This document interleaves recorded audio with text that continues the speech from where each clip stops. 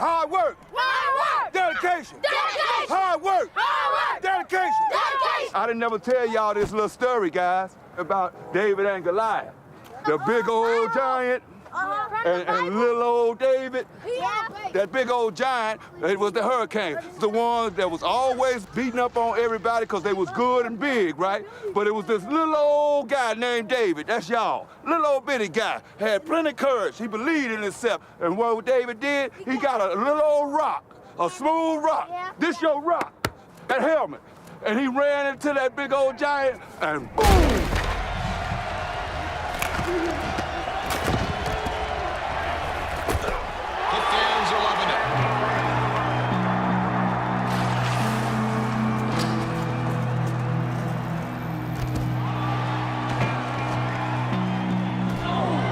It's been known for a long time that banging your head over and over and over and over again can be a bad thing. Why are you bashing your head into a 300-pound lineman? Your brain is sponge cake floating in a bone bucket. Stop now while you don't have to wear a diaper.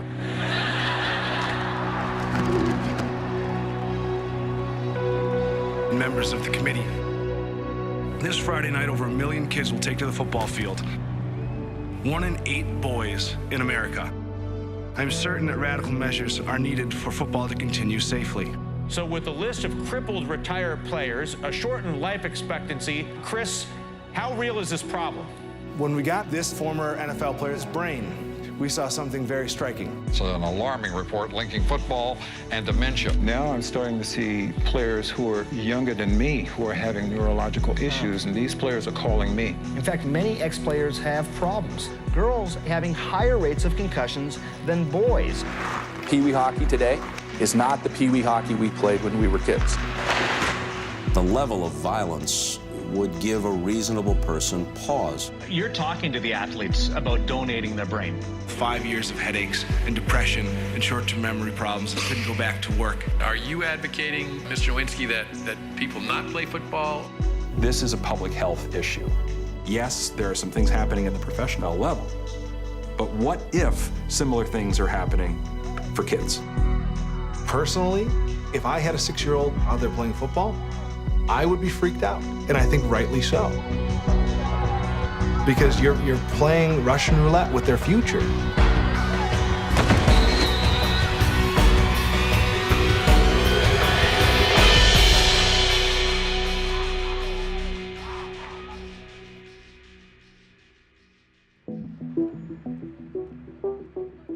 I didn't ever want to go to Harvard and just play football. I had a real passion for football, and I knew I had a commitment to the team. But, I knew I had an opportunity to get the best education in the world. And so I never wanted to let my academics suffer. I was a defensive tackle. I lined up over the guards, and every play, 280-pound guy trying to knock me on my butt. There's a sack of the quarterback, and that is Chris Nowinski. I was just colliding on every play, trying to control the guy in front of me and control the gap. I loved the violence of it. I thought it was the greatest thing in the world when you could do a pass rush and catch him under the chin. It's the closest thing to being a warrior without actually having to go to war. You have your own tribe. I never thought about an NFL career. So I graduated, and I was like, do I go sit in a cubicle and rent my brain to big companies? Or do I go try to have a little fun?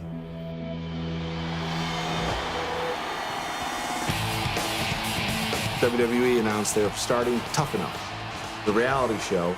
13 kids live in a house, 2 of them win contracts, one person's kicked off every week. So I decided to send in a tape. 6'5", 265 with 10% body fat. I trained at Killer Kowalski School and actually had my first match the other night. Check it out. I wanted to make it WWE, and this was going to be the fast track. And I got selected. I am willing to do what it takes to be one of the elite wrestlers down the line. We'll still play. Reality shows have to have good guys and bad guys. Got to make sure that we make everybody understand that he went to Harvard. See the little Harvard boxer shorts there? So the producer started asking the cast to refer to me as Chris Harvard. There we go. And as soon as that happened, I knew that I would never have a chance to be a sympathetic character with people. Harvard what? Harvard suck. And you are Yale's what? I'm Yale's bitch. Number one. Let's go louder. Yale's number one. Come on, let the Yale. The character is based on the silver spoon, rich, snobby kids, and it worked for me.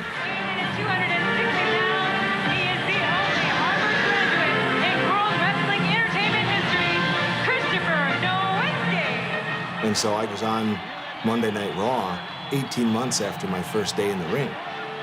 And what was most amusing was the show was done so well that even the wrestlers in WWE thought I was that guy. And so everyone hated me in the locker room.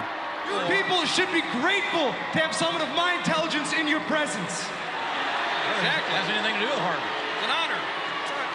But I understand why you people can't relate to a guy like me, because after all, I am a Harvard graduate. Physically, it was the hardest thing I ever did. Far harder than football. Now, where's Nowinski going?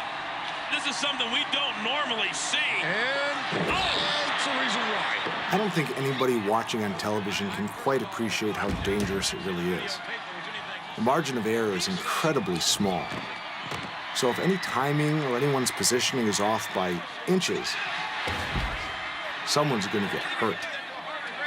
That's something you can't study for. A ladder match. And I remember the tag team match in June of 2003. And I hit the ground, and I forgot where we were.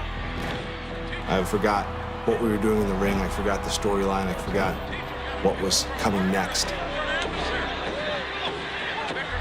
So I remember they kept pinning me. And I couldn't remember if this was the one I was supposed to stay down on for the 3 count or one that I kick out of. My head was killing me. And, you know, I kind of went to a cold, dark place inside the Civic Center. I remember being in just my shorts and my boots, laying on a cold concrete ground, trying to make the throbbing go away.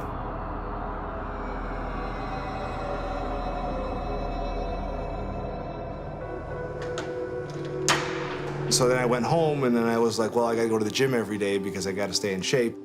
So I'd go to the gym, and I'd get nauseous after 10 minutes. In my mind, when I would only last 10 minutes and then get sick, I thought, that's not a sign I should not go to the gym. That's a sign that my goal tomorrow should be to last 15 minutes.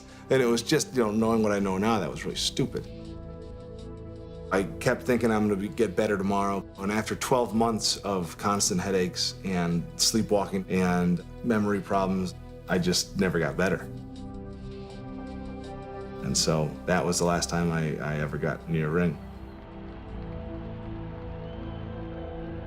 Our friend said there's a guy who's considered a concussion guru that's not too far from your place. Maybe you should go see him. Well, my history goes back a bit. In 1986, I wrote the first return to play guidelines for people after a concussion. I walked into Dr. Kanji's office thinking I had never had a concussion in my life. He said, okay, well, how many times have you been hit in the head and you've seen stars or you got dizzy? Or the sky changes color, or not being able to remember the play, or being stunned. That's Chris Nowinski. This is a tough situation. Or you got double vision, or you were nauseous, or you get blacked out. And I was like, all the time. It's all the time. Why? And he goes, well, those are actually concussions as well. I just couldn't believe that I had been gladly exposing myself to repetitive concussions for 19 years and had never had this conversation before about what a concussion was. It's called concussion or mild traumatic brain injury, but there's nothing mild about it. It's only mild compared to severe brain injury where somebody's in a hospital bed with tubes and everything for days or months. The brain is elastic. It's like a jello mold, and it wiggles around. In a concussion, your brain changes shape very quickly. A really sensitive area of the brain is the white matter, where all these nerve fibers travel from one part of your brain to another, allowing your brain to communicate. In a concussion, these axons get quickly stretched, and that causes injury in a very unique way. If I kind of make a cylinder and I pull it apart, it just gets thinner and thinner. The same material, if I apply this very dynamic stretch, it's how fast I stretched it and it broke. And that rapid stretch doesn't break these nerve fibers, but it can damage parts of those nerve fibers. So they're like a garden hose, and inside are railroad tracks called microtubules that transport material back and forth throughout the axon. And if you break the railroad tracks, all transport stops. It's like the train car just fell off the tracks there, and everything can pile up. For example, these very sticky, glommy tau proteins, and over even more time, the rests break because of a chemical destruction of those microtubules. If you disconnect these axons, they're gone forever. You can function without quite a few axons at a certain point, but you're at a disadvantage.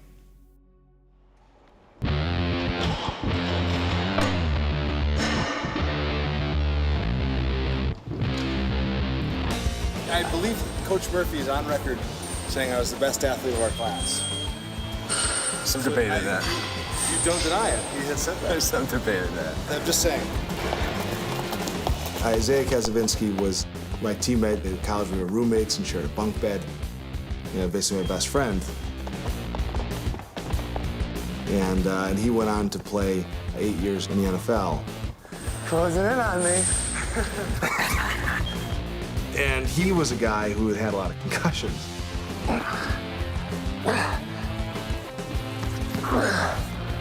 Are you be okay? I thought the WWE toughened you up a little. That was 8 years ago. And when I started having these problems, and I started talking to him about it, he was like, I don't want to hear about it. You know, I have to go down there and on special teams and blow up wedges every week. That's my job. I'm getting dinged all the time, and I can't be thinking about the long-term consequences. Good job. Thanks. Let's go. Yeah, so the first concussion was, I think it was my second or third game with the Rams, running down on a kickoff, just absolutely amped up. You know, just trying to be a kamikaze. It was the one hit in my entire life I've never seen coming. And I remember looking up at the scoreboard and seeing half of it just disappear. I remember getting up and trying to walk and realizing I was walking to the wrong sideline and feeling absolute embarrassment. I remember the one thing that scared me was then holding up a smelling salt and putting it in my nose. Took a huge whiff. Nothing. Put two of them under there. Took two more huge whiffs. Nothing. 20 minutes go by. Some of the vision's bad. It wasn't perfect. And I remember the doctors coming back to me and said, "Are you ready to go back in the game?" And I said yes.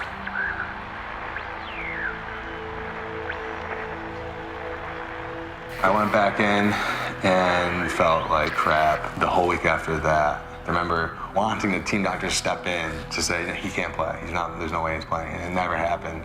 Kickoff. I had played special teams. Already had a 40-yard head start, full speed. Everything opened up. It was just me and the ball carrier. And you have this split-second decision. What are you gonna do?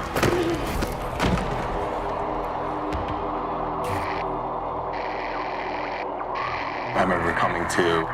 The whole side of my body, my face, all the way down to my arms and my legs, like just absolutely numb. A linebacker in the NFL is like a soda can, you drink up and just chug.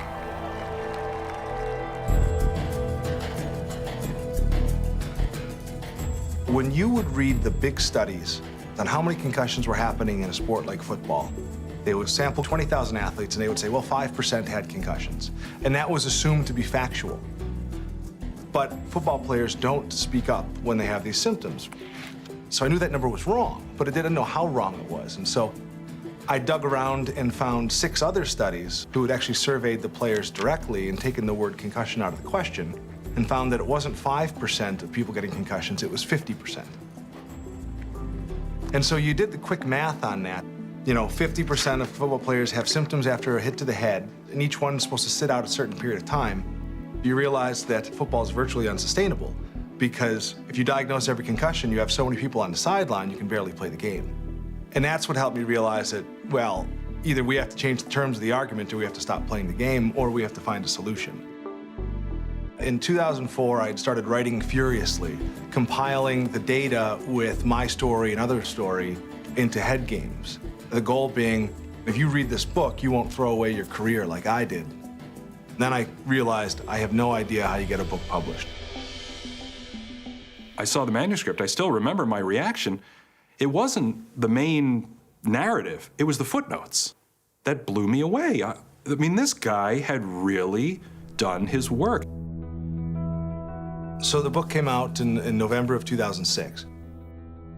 In it, I wrote a chapter about the brains of two former NFL players, Terry Long and Mike Webster, who died young, and they were diagnosed with chronic traumatic encephalopathy.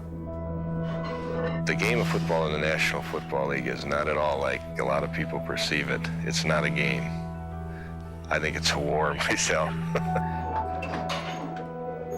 When Mike Webster died in 2002, his body ended up on the table of a coroner whose name was Bennett Amalu, a neuropathologist. And he said, I wonder if this football player, because these guys get their heads banged around a lot, I wonder if he has any of the brain damage associated with boxers. So just on a hunch, he did the stains of the brain tissue that to that point had not been done on any football player, and lo and behold, it came out positive.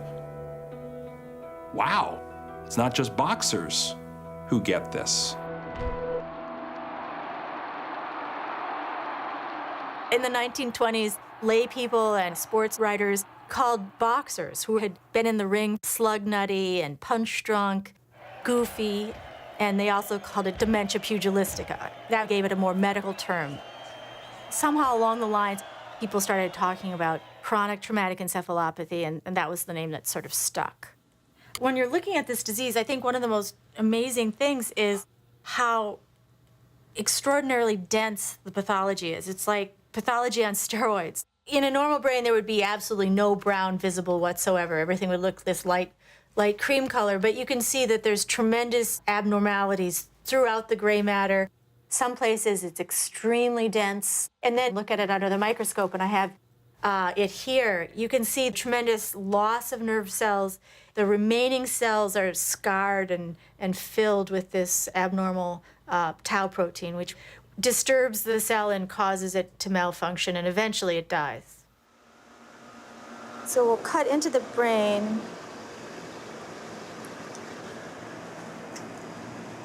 Really small hippocampus now.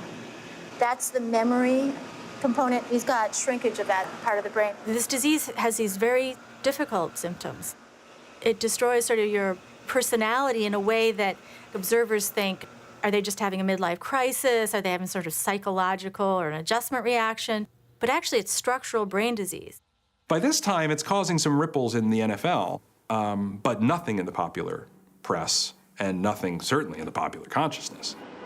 You look for a disease that people thought was a 1 in a million shot. And the first two football players tested have it. You would think people would talk about it, but it wasn't news anywhere. Toward Christmas of 2006, the phone rings. It's Chris Nowinski saying, I have something that's gonna probably be pretty big, and I'm not sure what to do with it, and you're the only one who ever took me seriously. And it was the Andre Waters suicide. Andre Waters committed suicide November 20th, 2006. And he was a coach, and he was working, and it wasn't money problems, and it seemed kind of bizarre. Andre Waters was known as one of the hardest-hitting defensive backs of his generation, playing in the mid to late 80s through the early 90s. And one of the things that Chris Nowinski did when he learned of the suicide was to say, gee, I wonder if he had a significant history of head trauma. You know when you made a perfect hit, when you hit a guy grunt, especially a running back, and then he come running through the hole again, he sees you. I like to hit things. I can get all my frustration out on the field. And I was shocked to find that he was quoted in the newspaper saying he stopped counting his concussions at 15, and he would just grab smelling salts and keep playing. When Chris had the hunch that Andre Waters might have had CTE, he called up Bennett Amalo and said, if I can get some brain tissue for you to examine, would you do it? The way I originally crafted that story, I thought it was just going to be Chris having to convince the family to donate the brain. And the Times editors, to their credit, said, hey, wait a minute, there's news here. A former National Football League player kills himself with a gunshot wound, and a researcher links the damage in his brain to football. That's all that needed to be said, and I feel like, that was what elevated it to the front page. The Andre Waters story ran during the playoffs. I don't remember it mattering that much because there were games to be played.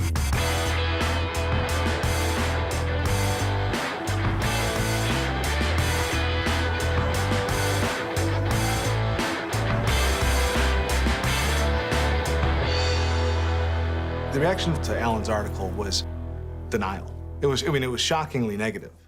I wasn't too surprised because in Headgames, I had dissected how the NFL had kept this issue hidden from the public view. They'd spent a lot of money and a lot of time trying to convince the world that concussions don't have any negative consequences. What football began to appreciate in the late 70s and 80s was how guys like Roger Staubach, Steve Young, Troy Aikman appeared to be having more and more problems with concussions. They were missing time. These very valuable commodities were not playing. Gee, I wonder if we can figure out how to keep them on the field. So in 1994, Paul Tagliabue formed a committee called the Mild Traumatic Brain Injury Committee. And it allowed the league to say, look, we have this committee of doctors. They are independent, they claimed, although many of them were on the payroll of NFL teams. Nonetheless, it's being chaired by the medical director of the league. Nonetheless, they're independent. They began to assess what the effects of concussion were in NFL players. And so by the 5th, 6th, 7th of what became a 13-paper series, they began making statements about how everything was hunky-dory in the NFL, how these players were not suffering from any problems. Their data showed that there are no cognitive effects in these players. The problem was, if you looked very carefully at the language that they were using, they were making statements that you can't make. If the oldest guy that you study is 35, you can't possibly conclude that concussions don't have long-term consequences. If somebody actually did have concussion problems and had to retire, they would drop out of the study, and so they wouldn't be followed up on. They also had some mathematical errors that were pretty easy to, I like to think, a sports writer found them, okay? Well, I think there was more than bad science. I honestly think there was a point of view of trying to be protective of the National Football League. In most other sports, the chance of injury is incidental. In football, the chance of injury and long-term serious effects is fundamental. And no honest person can watch this sport and not acknowledge that. It's just like a boxer. If you box so many years and keep getting hit in the head, sooner or later, something is going to happen to the brain. Gene Atkins is a former NFL player who played the strong safety for the New Orleans Saints and Miami Dolphins. Gene was known as a big hitter, was diagnosed with at least a couple concussions, although he remembers many more. He talked about times where he would see double and grab a guy's jersey to find his way to the huddle and wait for it to clear up. He was tough. He didn't want to ever come out. When the Andre Waters story went public, the ex-wife of Gene Atkins sent me an email saying, Gene is everything that I read about Andre Waters, the memory problems, the impulse control issues. He was in a very dark place. The only difference is he's survived multiple suicide attempts. I've been there. I understand how I feel to want to take your life. And it's a scary feeling because every day I wake up is a challenge for me. I'm just a mess right now. When I saw an opportunity to intervene, I was able to raise some money to fly Gene up along with his current wife to see Dr. Cantu, who spent hours evaluating him. 978-432. Those digits, tell me what they are. Repeat them. 978432. 978. 432. 432. Gene, repeat the months of the year between January Let's find something else. and June. Pardon me? Let's just pick something else to do, because I can't do that. Try. January, May, April. Well, I would say Gene Atkins is certainly not alone. Can you do it sequentially, like January, February, March, April? There's a lot of people that are in the prime of their lives, but their brain has not stayed with them. June. What's before June? July. Here's another data point. Linemen sustain 60% of their impacts in practice, 54% tight ends, 52 receivers, 31% quarterbacks. Impact accelerations of the head also varied. In response to the huge activity on this issue in 2007, the Sports Legacy Institute was founded. Dr. Cantu and I realized that there needed to be work on education and policy driven off of the research to keep these athletes safer. I mean, so then maybe that's part of the idea too, is just maybe put the stake in the ground, get people talking about it, and then see what comes of it. Yeah. And then, you know, I want to put together a committee of coaches for a couple-day session. When Sports Legacy Institute and Boston University School of Medicine partnered, we created the Center for the Study of Traumatic Encephalopathy. And now Dr. Stern heads the clinical research, Dr. McKee heads the pathological research and basic sciences, Dr. Cantu is our concussion expert, and then my role is to facilitate the research. I'm sorry, who's this? This is Chris Nowinski from Boston University School of Medicine. And when an athlete passes away, I read about his passing today, and I'm really sorry to be calling. I know you're the last person in the world you want to hear from. It's my job to call the family to see if the brain's available. What we'd like to do during this call is to go over the results of Dr. McKee's examination of your husband's brain. But what I'd like to do is to start off by giving a summary, because we keep our information separate. So this will be the first time that Dr. McKee really hears the whole story. Can you hear me okay? Yes, I hear you great. Okay.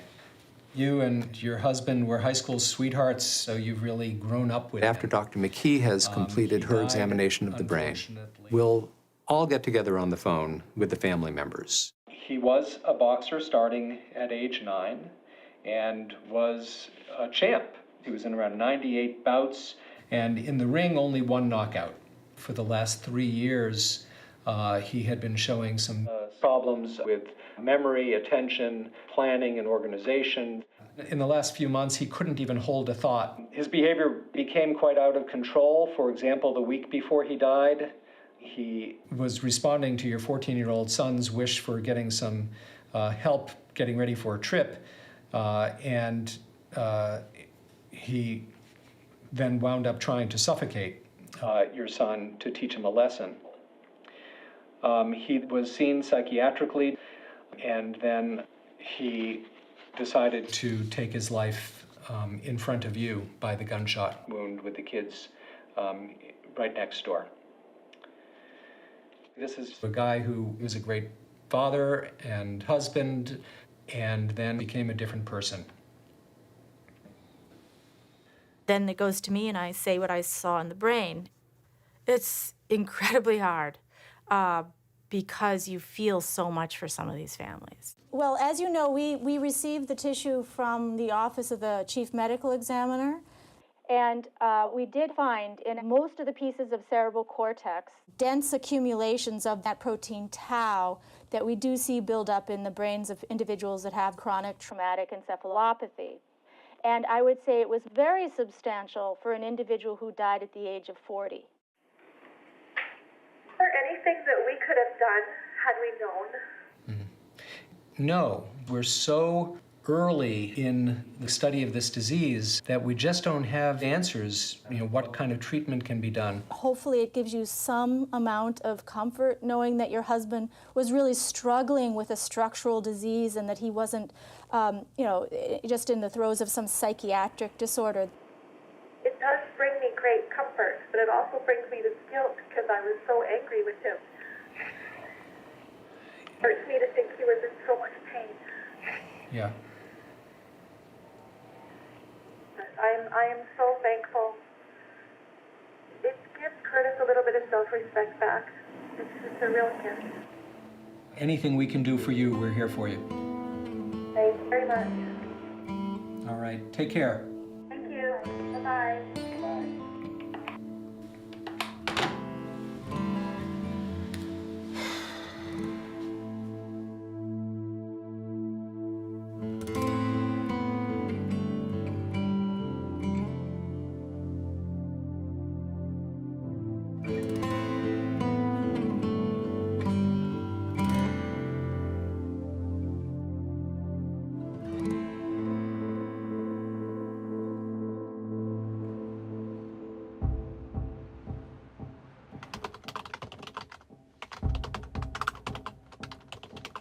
In June of 2007, the league, in large measure because of the stories that we had been running, held a summit of all the medical professionals from every team, as well as some league officials, to discuss the state of the research. Just before this, a fourth player had been diagnosed with chronic traumatic encephalopathy. A lot of people thought, well, that's only 4 guys. You know, you can't make statements based on 4 guys. And I knew that you could, because this is something that does not happen in the general population. I got an interview with the commissioner during a break, and I recorded the conversation with his permission. No record of a concussion. He may have had a concussion. He played Swimming. at least riskiest position. He could have had one had a concussion swimming? My brother had a concussion swimming. He hit his head on the side of the pool. Come on, Alan. It does happen. The concussion happens in a variety of different activities. 4 out of 4. Are you suggesting that all 4 men sustained their damage in fields other than football? Stop it right there for a second.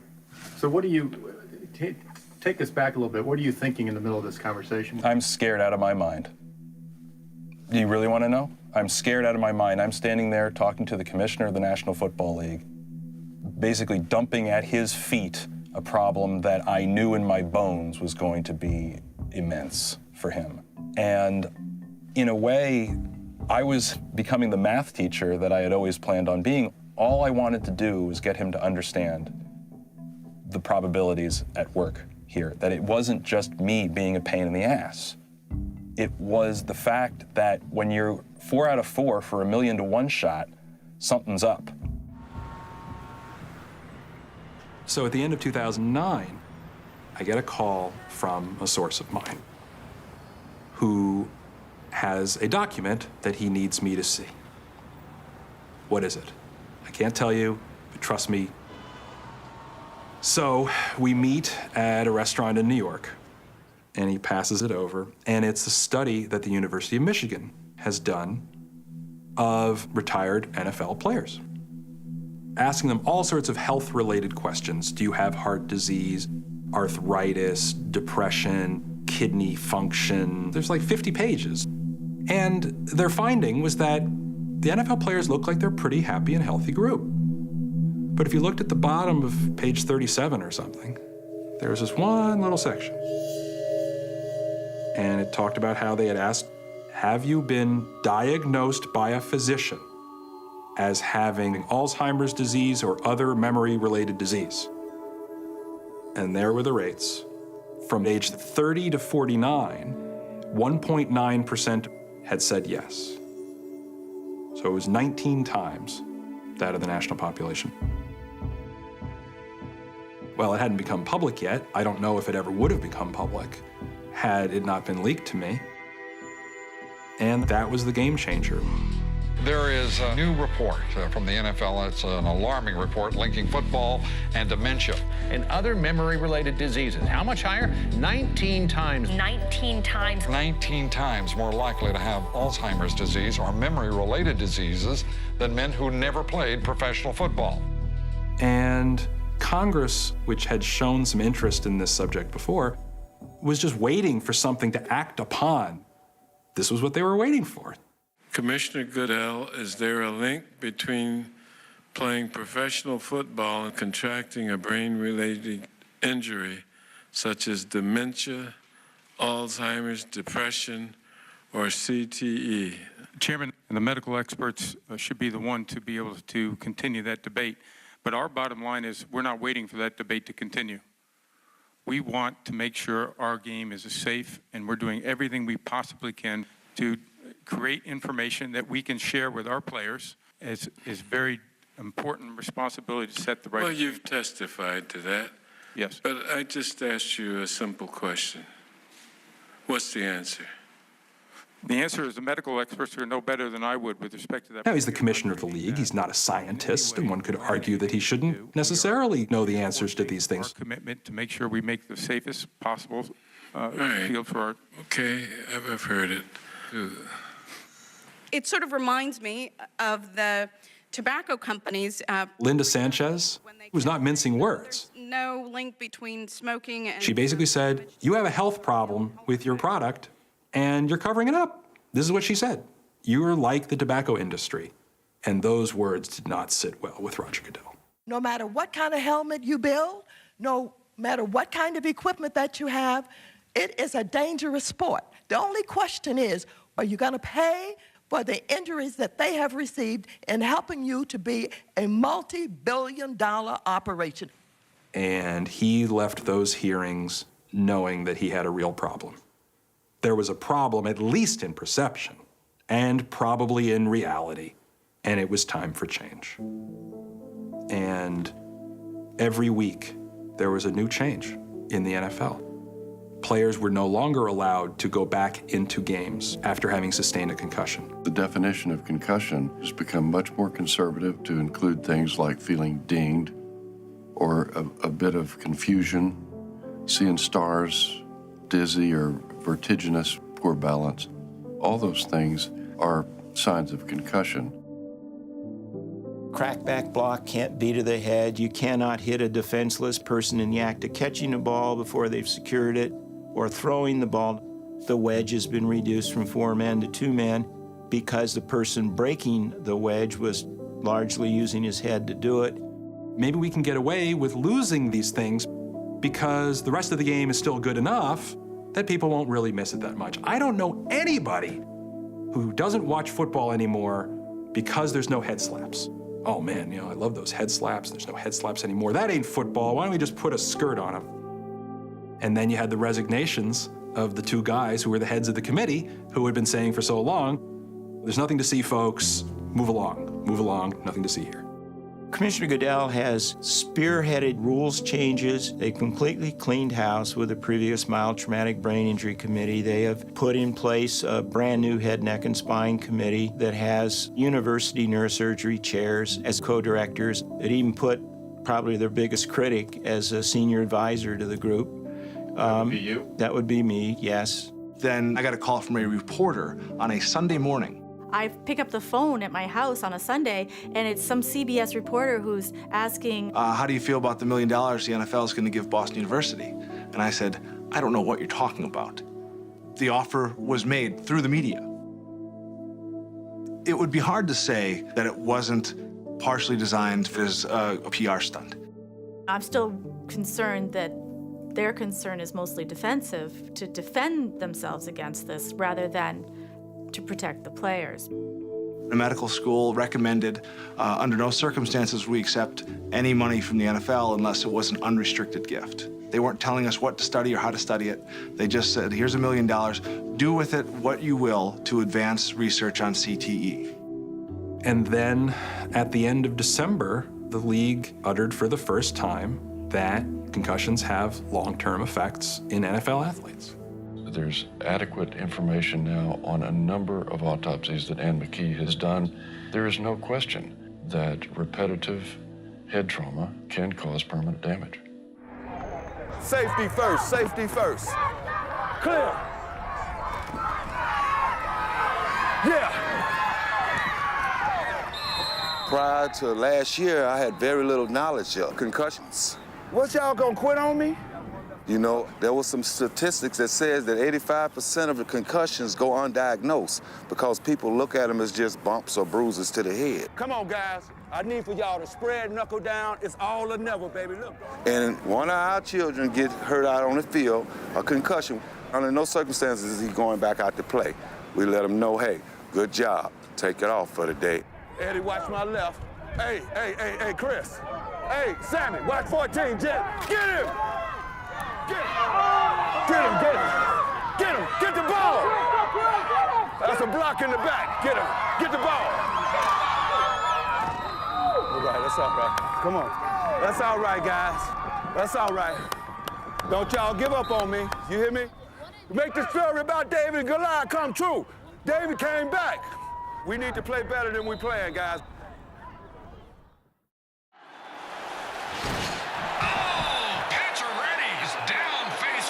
Well, it has become one of the most perplexing issues in hockey. Concussions have altered the lives of far too many athletes. This is a masticating hit. Serious headaches for the NHL. I know that you've worked in the wrestling and the football fields the most. With today's news, hockey is obviously a higher profile. Unfortunately, I think more people are retiring from hockey than are from the NHL than are from the NFL from concussions. So that's certainly a sign that the concussion issue is very severe. I started playing professional hockey when I was 18 years old. Physical, hard skating, power forward, create havoc in the corners, create havoc in front of the net, and try and score a dirty goal. In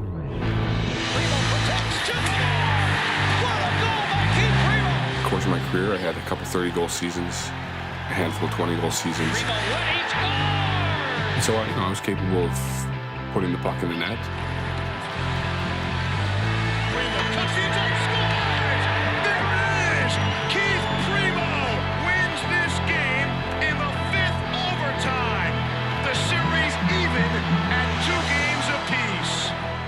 For me, the beginning of my demise was my second documented concussion in the playoffs in May of 2000, where I was out at center ice. Primo got leveled, and he did not see that coming. He caught every part of me, and I was down. I was probably out for a brief period of time, whether it was 10, 15 seconds, taken off the ice on the stretcher, only to return to play 2 nights later. I was of the same mindset that everybody else, that I didn't take the injury seriously. I thought it was a phantom injury, that there were players that weren't necessarily suffering through post-concussion so much as they were looking for a break. Everybody played with bumps and bruises. It wasn't a guy who wasn't playing through some type of injury or pain, and so you needed to find a way to tough it out. And there was nothing you could say or do that was going to change my mind or that mentality. Documented concussion number 3, I took an elbow to the side of the head, and I thought I was fine. I came home, and my wife looked at me and said I didn't look well, and that I should probably not play in 2 days' time. She knew that I wasn't right.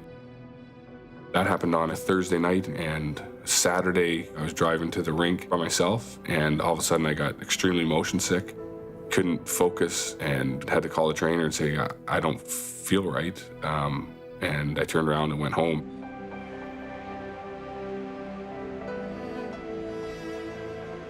It was 6 full weeks of concussion symptoms that I hadn't experienced before.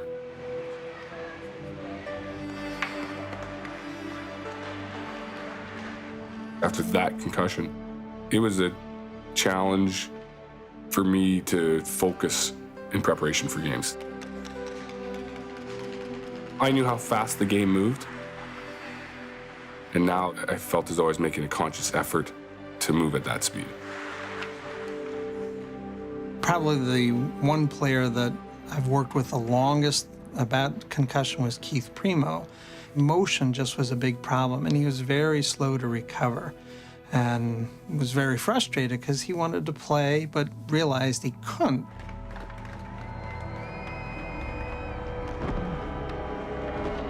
Following my 4th documented concussion, I stepped into the head athletic trainer's office, and I said, I think I'll be ready. Another week, I'll be set to go, but I need another week. And he kind of sat there and listened to me, and when I was done, he said, Keith, we applaud your courage, and we thank you for your efforts, but I'll never give you permission to play again.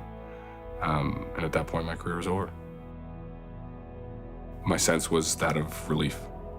I was relieved. You know, in hockey, they have to take the stick out of your hands. And I always felt that about myself as a player. I won't just lay it down. I was a physical player. Similar to Keith Primo, we played similar styles. I was lucky in that I had one diagnosed concussion. I'm sure I probably had a few earlier in my career. So when they approached me and asked me to take over this new department of player safety, I felt that I could have a positive impact on the game. Wednesday night in Chicago, an incident occurred during the game between the Chicago Blackhawks and the Detroit Red Wings. At 5:26 of the third period, Detroit defenseman Brendan Smith delivered an illegal hit to the head of Chicago forward Ben Smith, causing him to lose consciousness.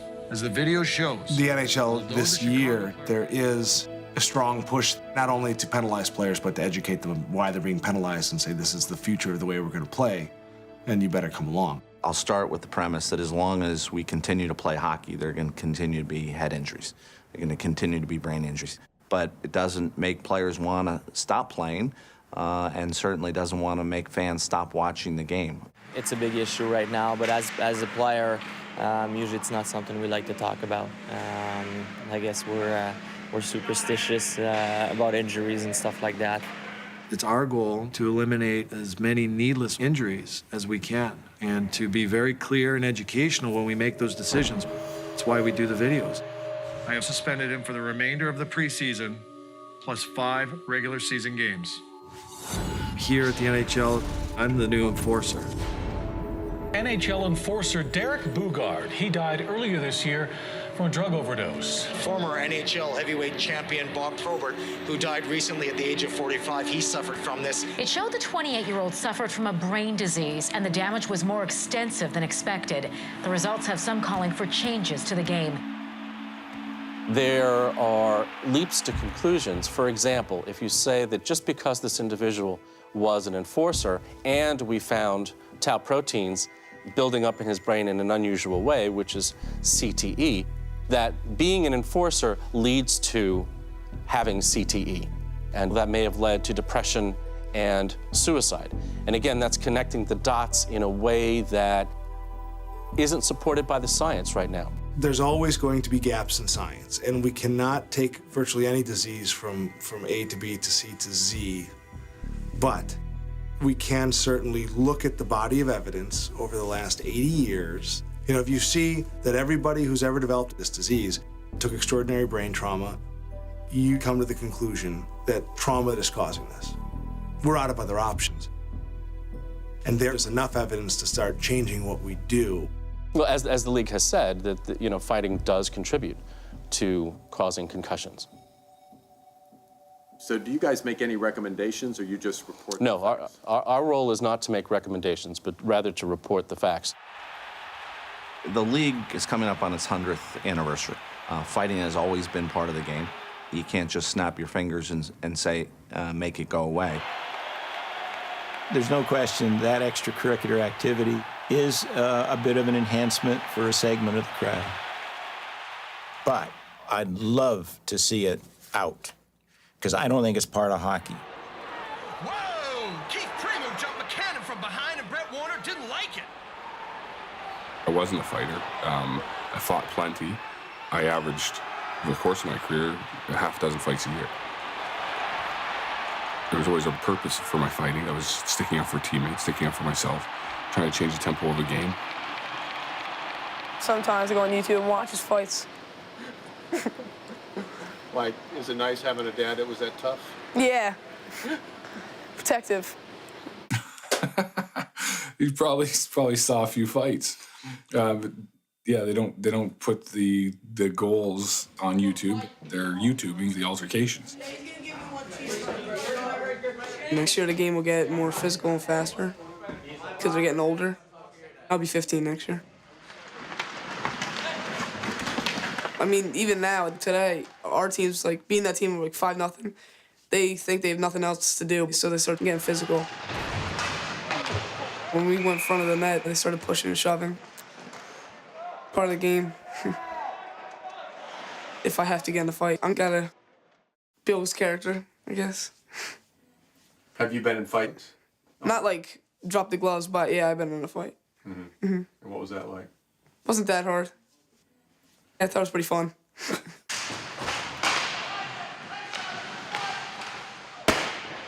To see Chase get in a fight in a game would disappoint me.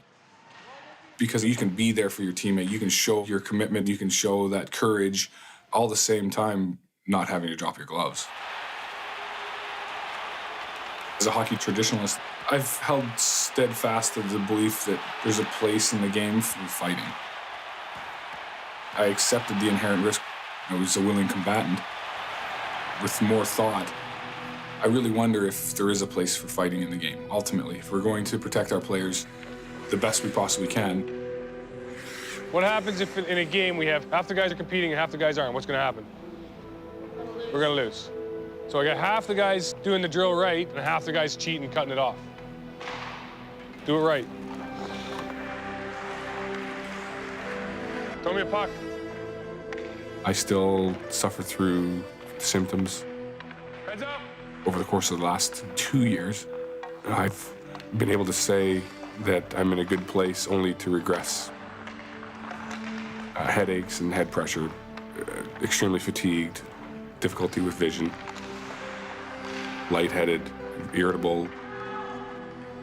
It was recommended I talk to players who'd gone through the same problems I had, and at first I was hesitant. But then I found some real comfort and solace in hearing their story and knowing that I wasn't losing my mind, that what I was feeling, what I was suffering through was genuine. I know that I've damaged my brain. I don't know where I am 20 years from now. I need to continue to be brave and work towards the end goal, which is 100% recovery. Come on, don't quit. Don't quit. Don't quit. There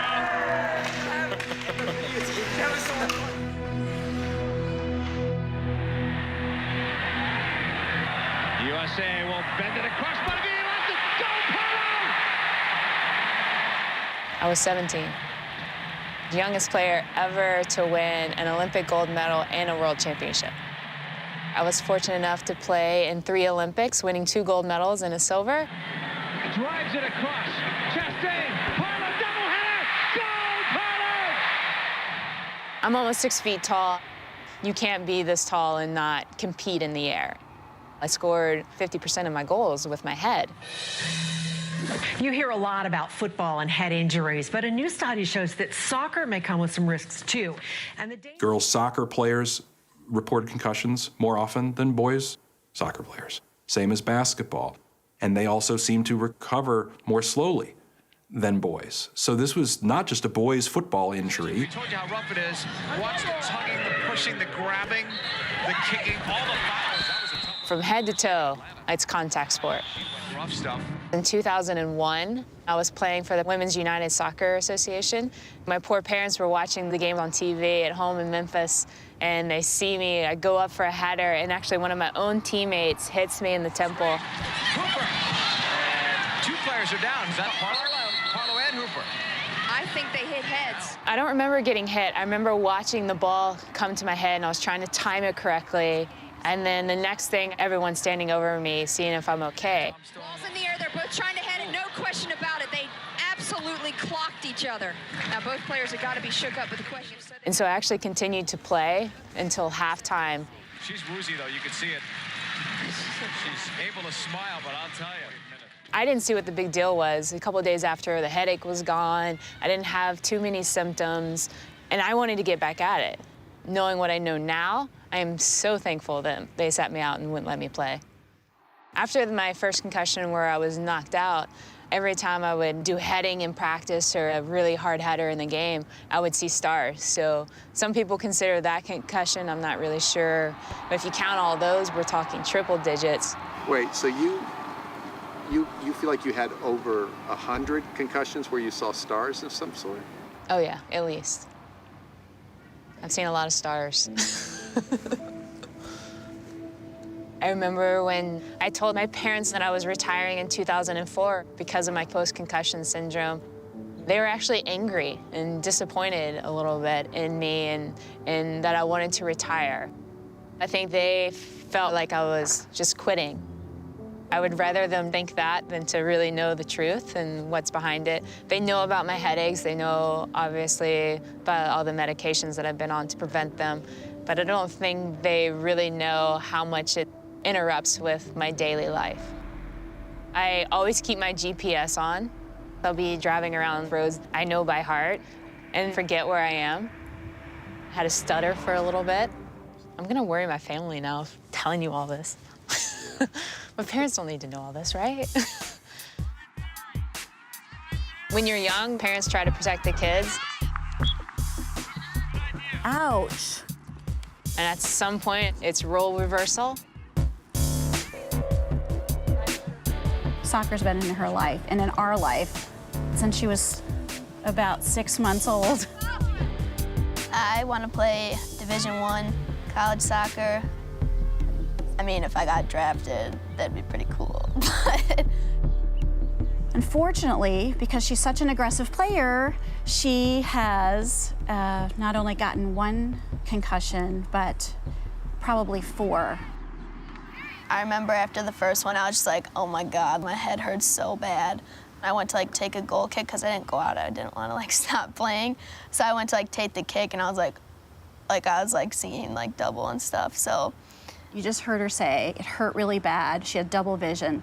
She didn't pull herself out of the game. She didn't tell the coach, and she didn't tell us. I don't want to quit because of injuries. It's just what I love to do. I can't just like drop it. She's pretty good at being tough. So if it's, I can't tell my mom because then I'm done, she might not tell me, right?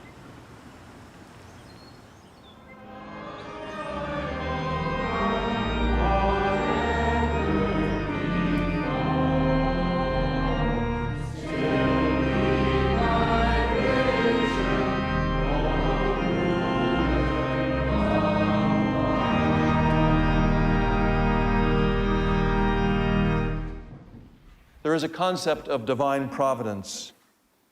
Some of us deal with disease, illness, hardship, or heartache. We grieve the loss of those whom we have loved. When he was born, he came out just screaming.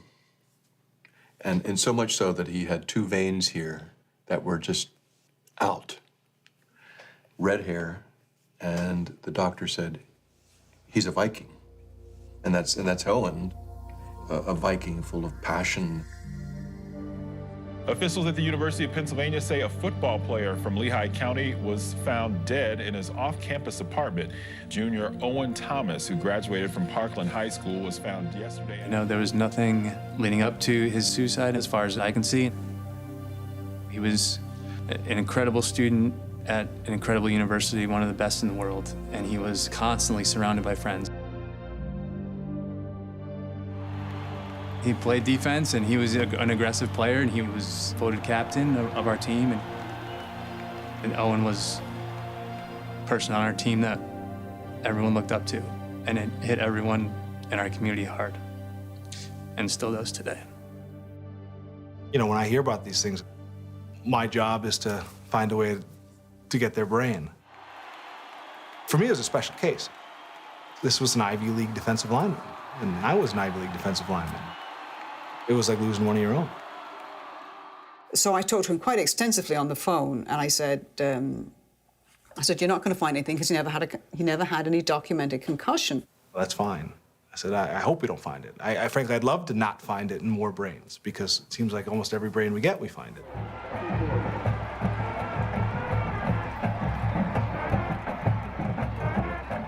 Owen was an outstanding person, an outstanding athlete.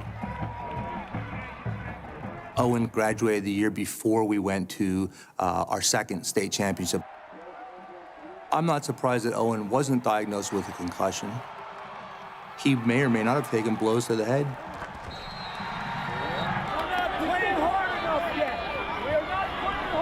The reality is that anybody that's played football has had concussions, whether they recognized it or not. Both of us definitely got our bell rung. You get up and like everything's like a different color at first, and then it takes you like a couple minutes to kind of get back in focus. But I don't know if that's a concussion. I've never had a concussion where I was pulled out of football.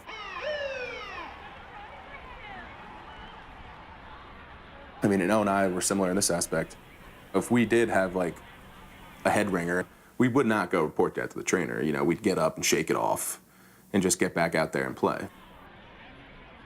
Last year at Parkland School District across all sports, we had 1,600 kids. We had 14 recorded incidents of concussion. 1,600 kids, 14 diagnosed concussions during the entire school year. Well, that's obviously a very underdiagnosed condition. If you only have 1 out of every 100 kids getting diagnosed with a concussion, you're missing them, and your kids are at terrible risk. We do this right, and we start educating the athletes, it's going to skyrocket.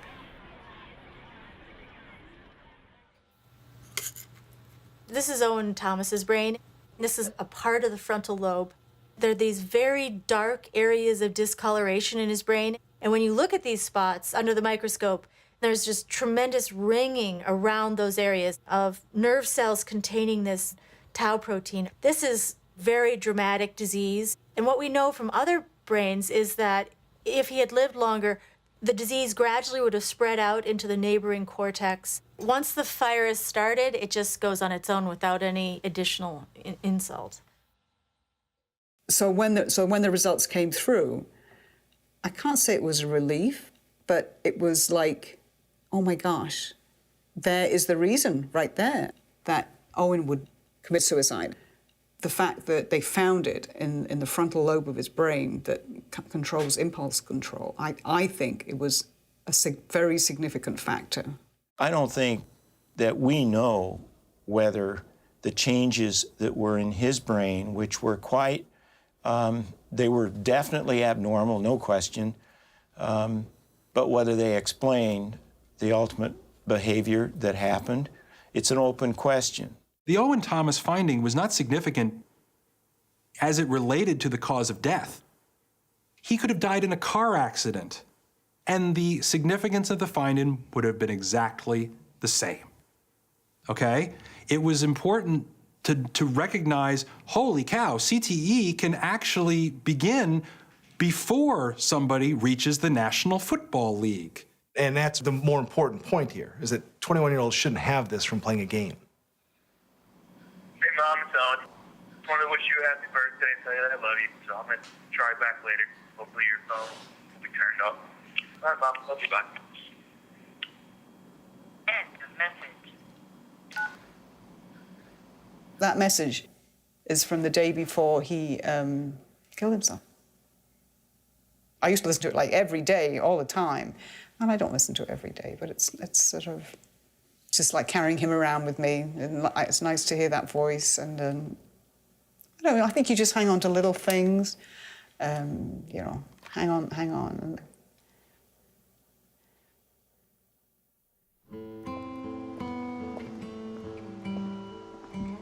My father played at Millersville in the 30s. I played at Virginia, University of Virginia, in the 60s. So it was kind of our family game. And over here is Owen's grave.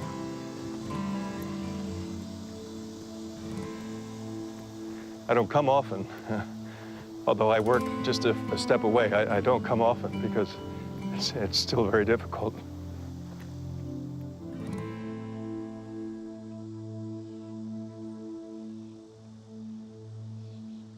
The associate pastor did the whole service, and I could just barely make it through the service, so I just sat in the family pew. It was a beautiful service. All of the football team went up to the balcony, and they lined the balcony standing, and it was a sense of camaraderie, a teammate, I guess, standing for their captain. It was very, very moving to have that support.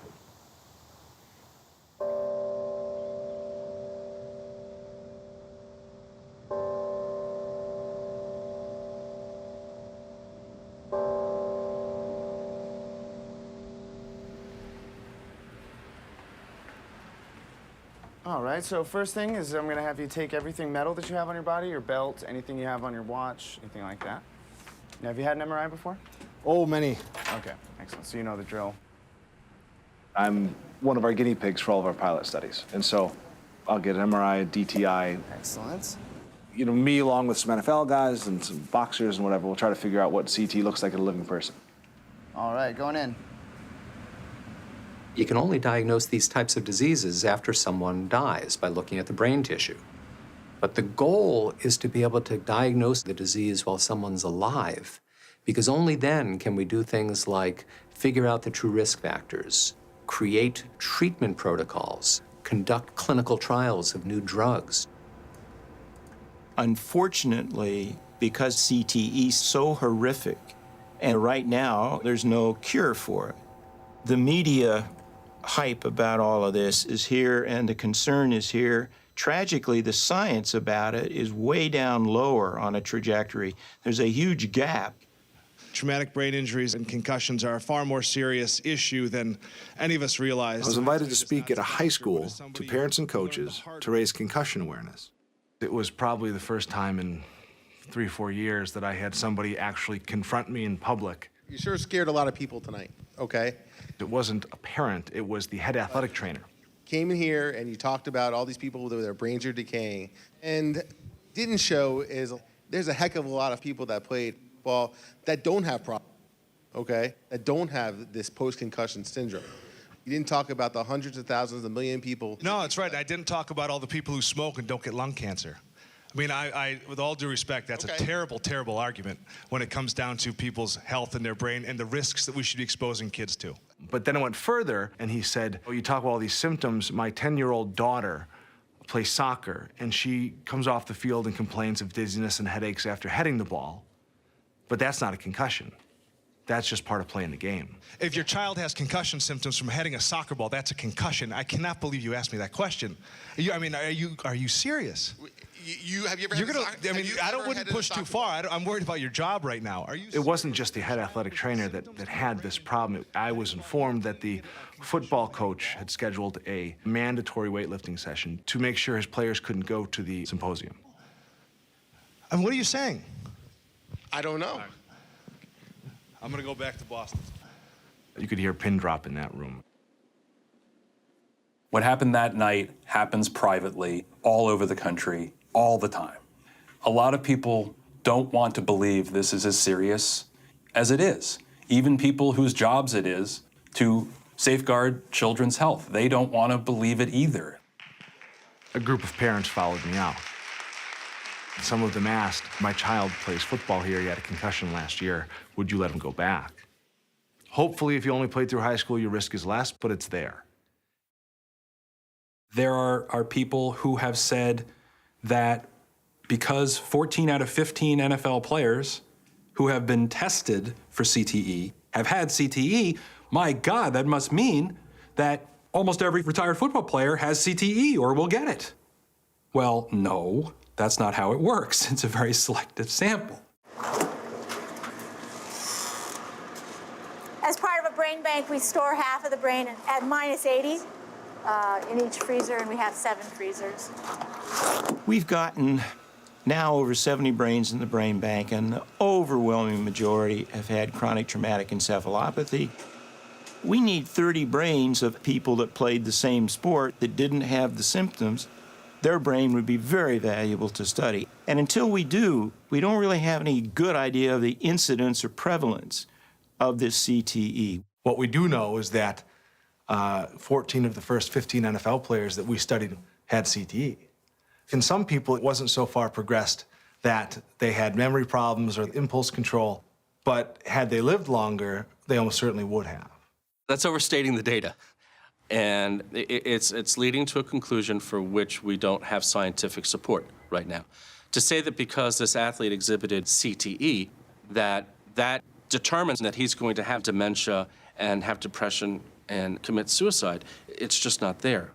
You have to walk a very fine line here, because people need to appreciate the fact that CTE could make you go crazy and could make you do terrible things. And the NFL called us when families are looking for us to help facilitate. But then again, when you're talking about this with people who might have it, You have to be clear to them that people with CTE can also live normal lives and be fine. They just might be different. But one of the reasons I'm here is to ask you to give me your brain someday. Alzheimer's strikes you at the end of your life. When you're 78 is the average onset of Alzheimer's, and CTE is 43. So it's pretty destructive. We had two-a-days, both morning and afternoon, beating the living crap out of each other. There's many times in practice I came looking through the air hole of my helmet trying to make the team every year, you know? But we were at this thing that we went to a couple weeks ago. Somebody asked... Satcherson, yeah. Yeah, somebody... What the heck was I going to just tell you? I'm going to have to come back. Stage 3 right there. That's 4. Stage 5. What are you talking about? What the hell was I just talking about? I did forget. I played for a lot of really dumb coaches. Yeah. There's a lot more dumb coaches out there than there are really smart, innovative coaches. When I was a senior in high school, they didn't give us water until, you know, you were a wuss if you asked for water. And then 2 kids died in Texas. And then we got water every 5 minutes. Right, if 5 kids this year died in a week from head injuries, football would change immediately. But you could create 500,000 cases of CT this year, and everyone's okay with it. All I need for y'all to do is dig down inside right now and give me all you had saved up. You hear me? We got 16 minutes. It ain't over.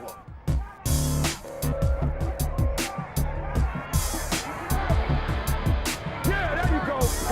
Hit him, baby. Run, yeah, run. That's what I'm talking about. Run. That's what I'm talking about. Take that. Now, that's what I'm talking about. Let's go, David, let's go. If you guys continue to play on this level and move on up to the next level, when you get ready to go to high school, it's gonna be some scouts watching y'all, gonna want y'all. So your dreams could be lived out right here. Watch kids in any sport. They are mimicking what they see. Yeah. Some of the violence in the NFL. No, don't do that. The celebration of those shots by the players themselves, by the media to some extent, by many fans. It's dangerous enough for elite adult athletes. Whatever happens on an NFL field is imitated by hundreds of thousands of kids. What happens on Sunday is going to happen on Friday. And when you see Michael Vick receive a concussion, and you see him just go back into the game and be fine, you're going to assume that it's perfectly safe to do this. In 2011, the NFL changed the policy so that they actually have people now in the booth and on the sideline whose job's only to look for concussion. And that happened because there were some very obvious cases of players being concussed on the field, and yet they weren't treated or assessed properly. And the problem was the trainer and the physician were occupied with another injured player and not facing the field. So 35 million Americans saw it, but nobody who could action the problem saw it. And the story afterwards was that nobody saw them get knocked out for 30 seconds on the field. No one saw them wobble off the field after they had hit in the head. The NFL is acknowledging that even with a team of medical people on the sideline, they can't see the obvious concussions on the field. So how are we letting kids play with none of the resources that we feel obligated to provide grown men? It would be ideal that there's a certified athletic trainer for every high school, but it's not a financial reality right now. And it is true that inner city schools more often than not lack a certified athletic trainer. But I think that certain sports at highest risk, it can be argued that if you can't put proper minimum medical facilities on the sideline, that you probably shouldn't play the sport. Let's go, Wildcats! I love the program. It keeps the kids off the street. You know what I mean? They get out of school 2:30. They're at practice till 8. You can't do nothing but come home and do homework. And that's how I like it. Football is an alternative to the streets. If our organization didn't get them, then those organizations that we don't want to have them will. I believe you just have to protect them as much as you can and and pray. One way you can make football safer is to reduce the amount of brain trauma occurring in practice by limiting the amount of full contact practice. There is a football league that only allows, in practice, 1 day of hitting per week. It's the NFL. And yet you go down to any regular city in America and hear mothers tell you their players do 4 days of full padded practices a week in a game. There's no way that should be happening. There's a balance there. Can you ever make any physical activity completely safe? Of course not. But what's the level of acceptable risk? And what's the level of reasonable reform? Collision sports should not be played under the age of 14. Now, I'm not saying do away with the sport. I'm saying change the way it's played. In particular, take hits to the head out of it. I think it's absolutely insane that little kids are bashing heads with football helmets on. Their brains are not myelinated. Their heads are disproportionately big. Their necks are overwhelmingly weaker than they will be later. And trauma that they sustain often seems to last longer before it clears. I'm not telling anybody whether they should let a kid play football or not. I make decisions with my kid. You make decisions with your kid, as long as they're within the law. Knock yourself out. My daughter plays field lacrosse, and my boys play organized hockey. They've been around the game a lot. We are a hockey family. Okay, your mulligan was yesterday. We had taken some time off, we found our legs, and now we got to get back to working.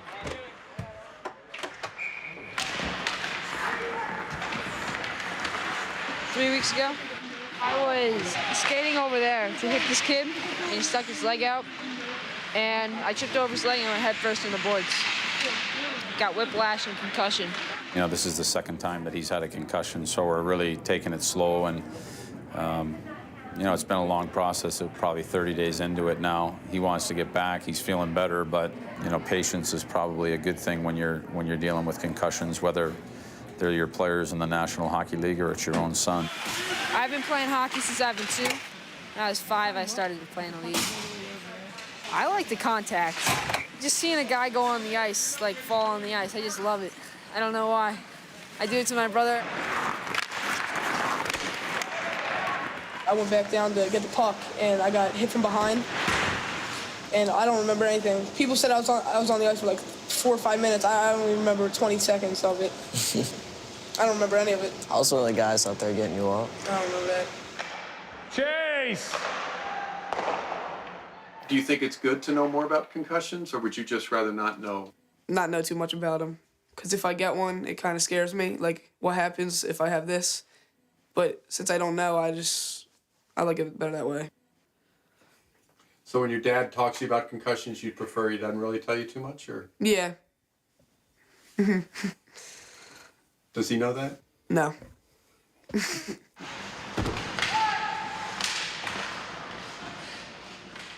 Being a pediatrician for many years, I wanted to help my oldest son, Nathan, protect that brain, because that's how he's going to earn his living. He wasn't going to be going off and playing hockey for a living. And so one of his early coaches was Keith Primo, who had just retired from the NHL because of concussions.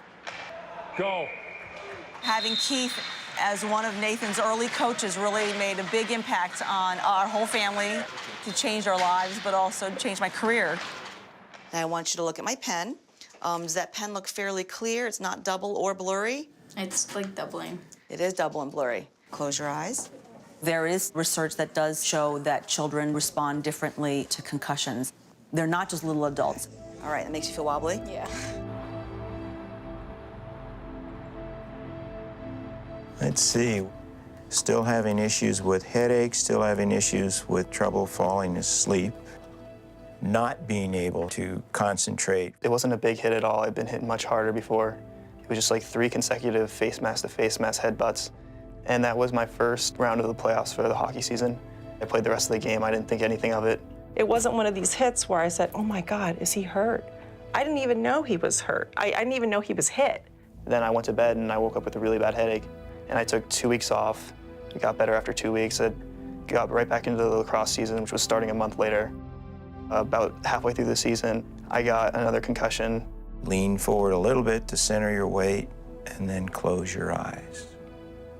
If somebody has not fully recovered from a concussion and then is subjected to a second concussion, more probably than not, it's going to take a much longer time to get over the symptoms than if they'd suffered those 2 concussions, say, a year apart. He became symptomatic when schoolwork got piled on. Put your tongue out straight. And so it was actually that additional cognitive load of schoolwork that brought back post-concussion symptoms. The aspect of all of this for down the road is whether you go back to contact collision sports. And this is based partly on the fact that your injury did not seem to be a monumental hit, and yet the symptoms have lasted an appreciable period of time. It was really frustrating because I have my hockey season coming up and it looks really bad for me because I don't think I'll be able to participate. I'm the captain of the team, so I still have to be there for everyone. Teammates, I would say, were very supportive. It was the parents who didn't understand because I couldn't come to the game sometimes because I needed to recover, so they'd say, oh, this kid doesn't care about the team. He doesn't care about how they're doing. He's just going home because he's tired of lacrosse season, but that wasn't the case at all. I didn't. No, actually. I didn't hear the criticism by parents. I don't like to gossip, so. No, he doesn't. I didn't expect getting emotional. Listening to the whole thing. If I could go back in time and change one thing, I would have taken 2 weeks off of school, not stressed myself at all, just taking the time off, because in the end, it was the schoolwork that set me back. If their brain has recovered enough that they can do cognitive work and handle a full day of school, then we can, progress them through a return to play protocol, and it goes fairly smoothly. The focus of the country right now, and the focus of a lot of the legislation, has been return to play. And that's the story that's really a lot of places being sold as the solution. I mean, I hear it from parents all the time. Even if they get a concussion, as long as they return to play at the right time, they'll be fine. Come, Jeff, come, Jeff. What no one's talking about at any level is the fact that we are clearly not diagnosing concussions, and we are not getting athletes off the field when they do have them. Athletes don't realize how it's in their own best interest to pull themselves out or to report that they might be something wrong. The athletic trainers here are on the field from the start and beginning of the practice or game. So if we see an incident that is extremely violent, or if the athlete does not seem like themselves, we'll immediately bring the athlete off the field and evaluate them on the sidelines to ensure that they don't return to play if it's something that could make them worse. We'll never be able to say scientifically what's safe and what's unsafe. Come with me. The idea that 100 G blow to your head Take your helmet off. causes a concussion, and that's bad for you. But that 99 G blow that you say, oh, I'm fine, that's fine, it's impossible that that's the reality. We have to define whether there is a cumulative effect of injuries that you can't see. Now people are using the term subconcussive blows. Subconcussive blows would refer to head hits that don't become apparent to the athlete in any clinical symptomatology. That is, they may have crashed helmets and felt fine. One of the concerns about subconcussive hits is that you don't just get a pass on them. They're not free. We need to understand whether or not the number of these hits put that individual at increased risk for CTE. What if the real damage is done by the dozens, if not hundreds, of seemingly innocuous collisions that a lineman, for example, might endure throughout the course of a game? There's so little understanding, I think, so far on what the long-term implications of that are. And if you think about a young player starting out at 5 or 10 years old, the total number of times his brain has been in a collision is quite a lot. What if suddenly parents don't want their kids to put a football helmet on and run it onto a football field anymore? Where does the sport go? We can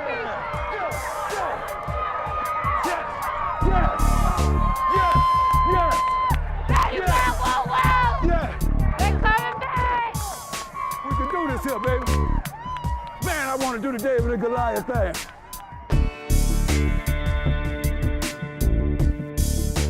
When my kids get hit in the head, I immediately sub them out. And I check them over, it drives them nuts. They get so angry. I'm fine, Cindy, I'm fine. Get it, Mare. Don't break your leg. I've been screamed and yelled at by parents for not playing them when they've gotten a concussion, which is fine by me because I know that I'm doing the right thing. And I've actually had those same parents come back to me and apologize and thank me because I would send them publications on the effects of concussions. It's scary knowing if I get one more, like what could happen. Do you think you're gonna get dementia from concussions? Yeah, I think I'm gonna get it early on. So what kind of mother am I? She heard, or we heard from somebody that you can't have more, once you have 5, you're done. Is there a scientific study about how many are acceptable? 0 is probably acceptable. Okay. As a general pediatrician and also specialist in sports medicine, that's a tough question even for me to answer for my own family, as you can see. The thought in neurology is that really after 3 concussions, an athlete should think about retiring from that sport. And the severity of those concussions? I don't think it matters. I think just that you've had a meaningful neurologic event each time is important. Right now, Nathan has sustained probably 3 official concussions. People say, well, if you had a concussion, how long would you wait out, till you went back in? And I say 50 years.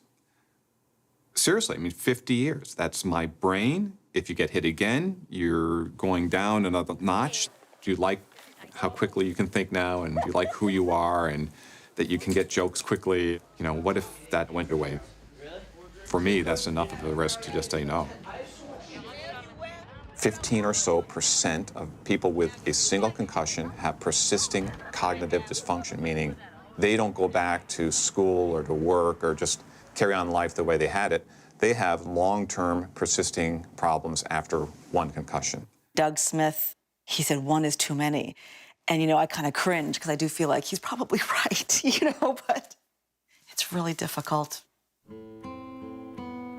I might look back and say I wished I had stopped him after this last one. So why don't you just say no hockey? Because he loves to play hockey. We love that he loves playing hockey. And we love watching him play hockey. We've been talking a little bit about what if you couldn't play soccer? And we don't have an answer to that because she loves it. I love football. You're bleeding, you're crying, you're sweating with these guys in the locker room, on away trips. It's almost like going through battle. It's almost like they're your war buddies. You'll never be able to take that away from anybody. When we started our program, it was hard. You had division among children from communities nearby. This kid doesn't like that kid, and if you ask him why, he can't really tell you, other than he lives over there in the row houses. And through football, we've been able to get them together, find a common ground.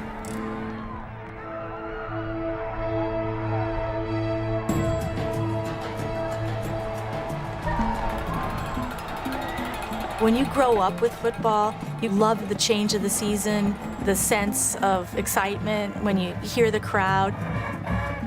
I admit it, I'm a huge football fan, and it's like, I can't help it, it's just part of me. There's no question that we romanticize these sports. When I grew up, I had this emotional connection to football. The values that people hold dear can be achieved other ways. I did play basketball, I did play baseball, I did do theater. I learned lessons in all of those things. I would love for Isaiah Jr. to play football. Football has absolutely given me so much in my life. I just wanted to be under the right circumstances. Right now, I'm having a hard time putting my son on the field with a good conscience. My son's 4 years old, and I have a daughter who's 2.5. Do you want your son to play football? Come on. Don't wait on. Run the same thing. Go to the left. Go. To the left, Eddie. Rolling. Bootleg. Come on, run. Let's go, y'all. Now or never, baby. David, let's make history. Now or never. Over here. Everything. Take him out. Take him straight out. Go.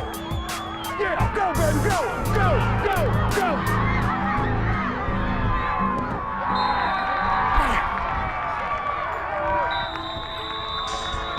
Hey, that's game. Wow. We just got tired of it, that's all. That game ain't got nothing to hold their heads down. 11 guys. Yes, sir. Y'all on them. Hey, boy, don't do that. Don't do that shit. Come here, right here. Come here. Look. Y'all didn't get this far not knowing how to play. Come on, Chris. Hold your head up and look at what you accomplished this season. And God willing, I see all y'all back here next year. Yeah, that's what y'all want? Let me hear you there. How y'all feel? How you feel? How good? Real good. How good? Real good. Focus, determination, a willingness to commit and compete for the entire game. It's the reason for playing sports. 3 of my 4 children have all suffered 1 concussion. My daughter asked me the question, Daddy, should we not play if we could get hurt? And I said, well, that's your decision. You don't have to play if you don't want. But there's no guarantee in life. I think that's the right answer. I'm not 100% sure. Some people might think that I'm not concerned about their health or well-being. But I am. But I don't live in fear of them getting hurt playing sport. Ready to go? It's the enjoyment I see in their face when they're doing it. And that's enough for me.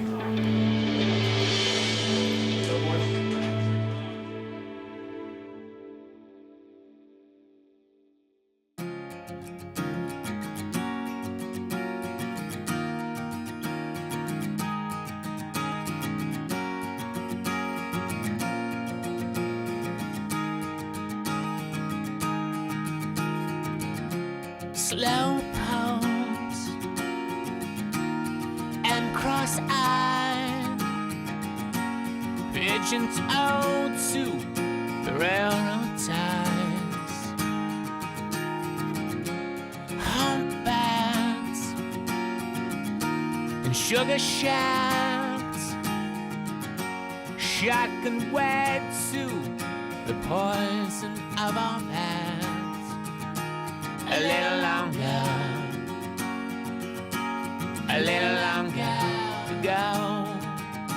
We've a little longer to go. I just can't help say so.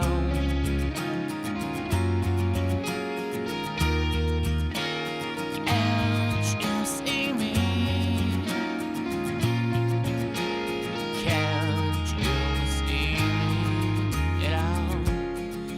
Spaced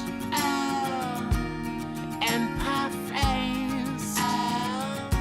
You catch the moon out, just stand here and run in place. Shell shots